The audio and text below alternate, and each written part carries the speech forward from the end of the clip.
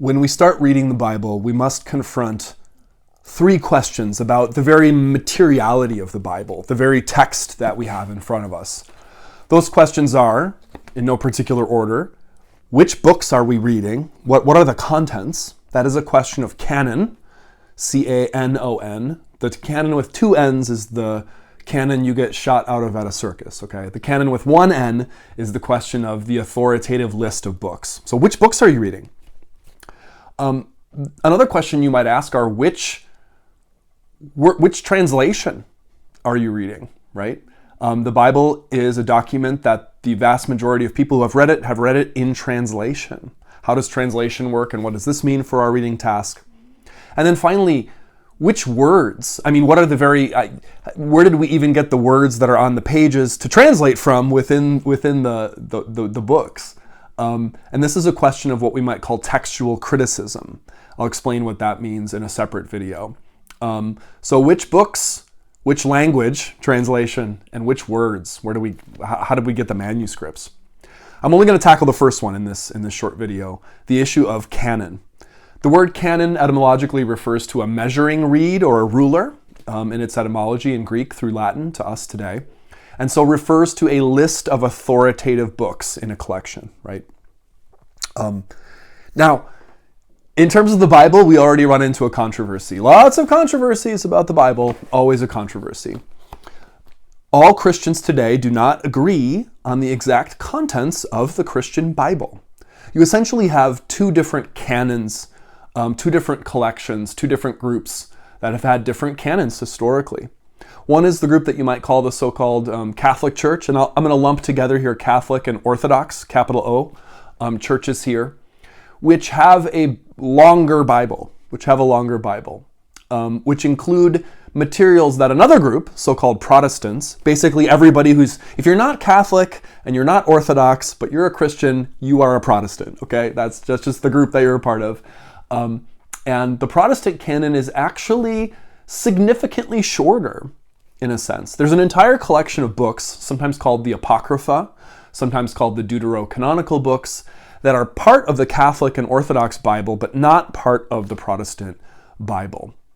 All Christians share the basic New Testament and the books that are to be found there, and all Christians share the basic, what you might call the basic Old Testament, which is the same as the Jewish Hebrew Bible in terms of that canon, although the order of the books between Jewish Bibles and Christian Bibles differs.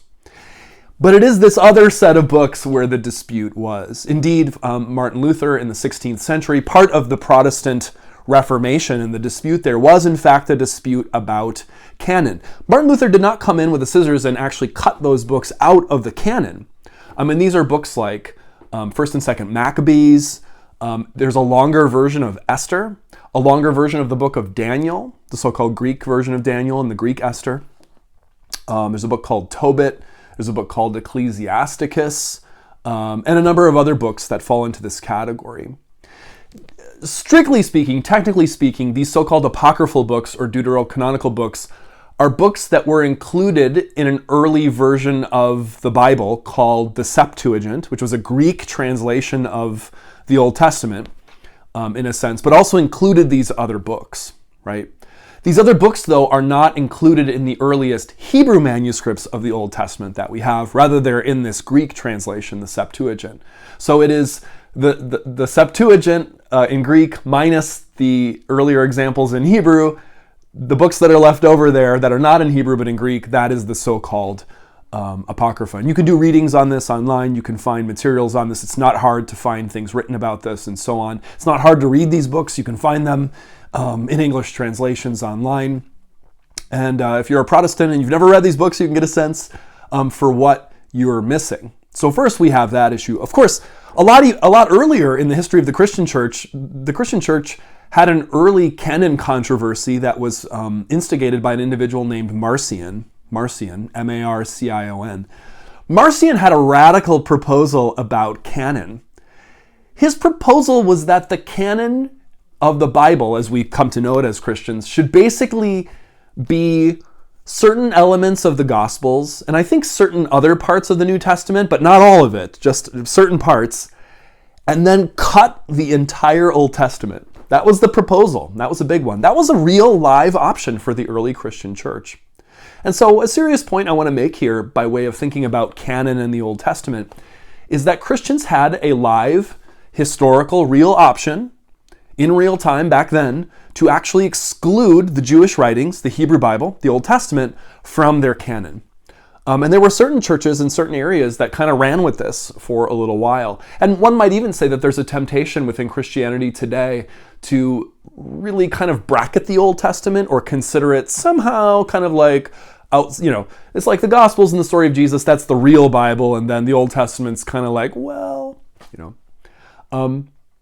But I want to remind you that mainstream, traditional, orthodox with a lowercase o Christian theology affirms the entire Bible, both Old and New Testaments, as Scripture, as the Word of God, as Bible. This Apocrypha or deuterocanonical section, debated. Luther did not cut it out of the Bible, but rather questioned it. Funny enough, Luther also questioned other writings which did continue to be in Bibles. Like he thought the book of James, for example, he called it a gospel of straw, which is kind of like a mean thing to say, I guess, in the 1500s about a book of the Bible, okay? And it had some other questions about, I think, the book of Revelation, maybe the book of Esther, some things like that. You can also find this sort of debate much earlier in the Christian church. An author named Eusebius, who lived in the 3rd and 4th centuries AD, has this document called The History of the Church or History of the Christian Church. You can find this online and read about it. And he writes about controversy that he was aware of during his time about the exact contents of the Bible. He says people debated the book of Revelation, for example, or the book of Jude, or 2 Peter, and some other examples as well. In fact, the first complete really formal list of a canon that we have in the history of Christianity, if I'm not mistaken, comes from the year 367 AD. 367 AD. It's a list by Athanasius of Alexandria in a letter he wrote at that time.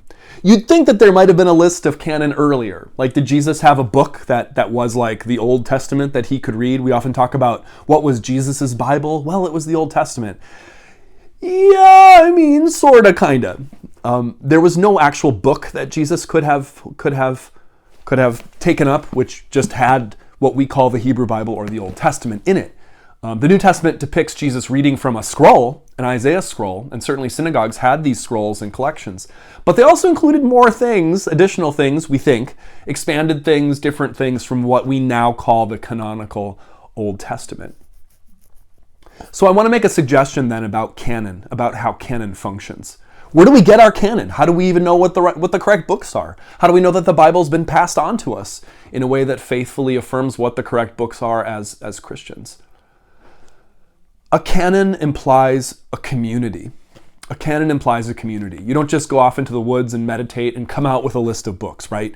You are handed a Bible, right? You are handed a canon. So there is some sense that Christians are actually deeply, deeply trusting a process of the community, of the Christian church when they are handed a Bible. And there are some questions this side of heaven that Christians just may not agree on, like the exact boundaries of that canon, right? To affirm the role of a community might just feel too open-ended for some people. For other people, it feels very beautiful, like, yes, this is exactly it. This is an incarnational view of Scripture.